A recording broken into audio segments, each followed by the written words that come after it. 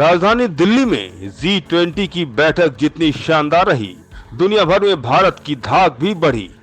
आपको ये भी बता दें कि समिट के बाद दुनिया भर के 29 राष्ट्राध्यक्षों को खास तोहफा दिया गया। ये तस्वीरें उन्हीं की गिफ्ट की हैं, जिसमें भारत की संस्कृति साफ झलकती है, ताकि भारत की समृद्धि, संस्कृति और परंपरा के बारे में दुनिया को पता चल सके। कश्मीर के केसर, कन्नौज के इत्र की खुशबू से लेकर सुंदरबन का शहद इस गिफ्ट में शामिल रहा। आगे देखिए कि बनारस, दार्जिलिंग और दक्षिण भारत की क्या क्या चीजें दी गईं। भारतीय घरों में परंपरागत रूप से ये लकड़ी का बॉक्स शोभा बढ़ाता रहा है। शीशम यानी इंडियन रोजवुड की लकड़ी से बने बॉक्स पर पीतल की पट्टी को तराश कर जड़ा जाता है। इसे आप खजाना घर समझ लीजिए, जिसमें मूल्यवान चीजें रखी जाती हैं। ये भारतीय संस्कृति का शानदार नमूना है, जो विदेशी मेहमानों के घर की शोभा भी बढ़ाएगा। ये केस दुनिया का सबसे आकर्षक और महंगी चीज है। इसकी गुणवत्ता को पूरी दुनिया जानती है। विदेशी मेहमानों को दिए गए गिफ्ट में प्रकृति का एक खजाना भी दिया गया। लोकप्रिय मसाला होने के साथ इसके औषधीय गुण भी होते हैं। सबसे ज्यादा उत्पादन जम्मू कश्मीर में ही होता है। जम्मू कश्मीर के किश्तवाड़ और पामपुर के सीमावर्ती इलाकों में इसकी खेती सबसे ज्यादा होती है। आपको बता दें कि 450 ग्राम जैसे छोटी सी मात्रा के केसर को उगाने के लिए केसर के 75,000 फूलों की आवश्यकता पड़ती है। चाय की बात हो और भारत की बात हो ही ना, ऐसा हो ही नहीं सकता है। भारत के चाय के जायके की बात हो तो पेको दार्जिलिंग और नीलगिरी चाय दो रत्नों के समान है। दार्जिलिंग चाय दुनिया की सबसे मूल्यवान चाय है। ये पश्चिम बंगाल में करीब 5,000 फीट ऊंची पहाड़ियों पर होती है। नीलगिरी दक्षिण भारत के शानदार पर्वत श्रृंखला से आई जाती है। इसे विदेशी मेहमानों के तोहफे के रूप में शामिल किया गया। अरूक कॉफी भी विदेशी मेहमानों को गिफ्ट में दिया गया। ये खास किस्म की कॉफी आंध्र प्रदेश की अरूक घाटी के जैविक बागानों में उगाई जाती है।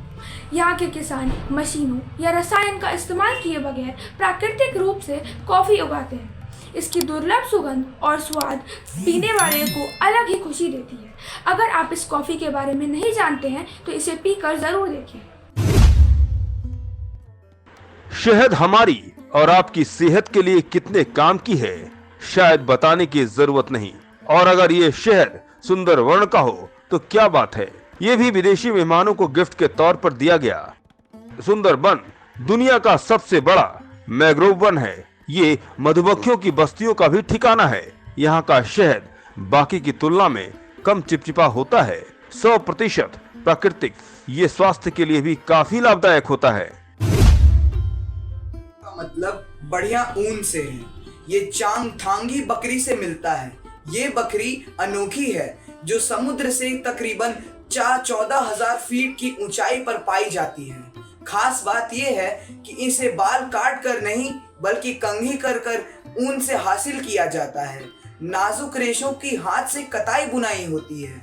ये हल्की तथा गर्म होती है, जिसे मेहमानों के तोहफे में शामिल किया गया।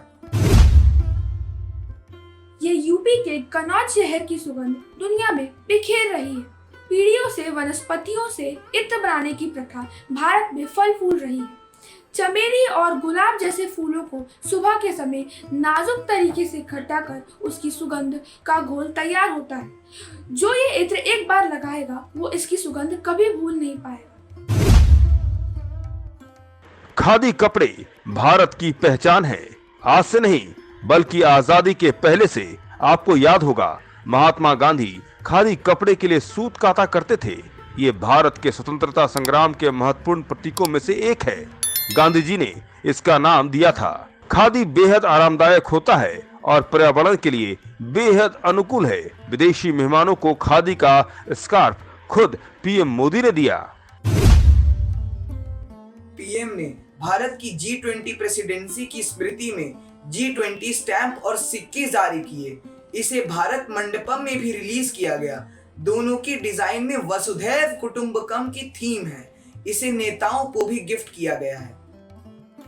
विदेशी मेहमानों को मिले गिफ्ट की फहरिस्त में अब भी बहुत कुछ बाकी है। इस फहरिस्त में बनारसी सिल्क स्टॉल भी रहा, जो बैंडक्राफ्ट काशी की पहचान है। ये शहर की सांस्कृतिक समृद्धि और विरासत को दर्शाता है। पीएम मोदी ने ऑस्ट्रेलियाई पीएम की पत्नी को पश्मीना स्टॉल गिफ्ट दिया।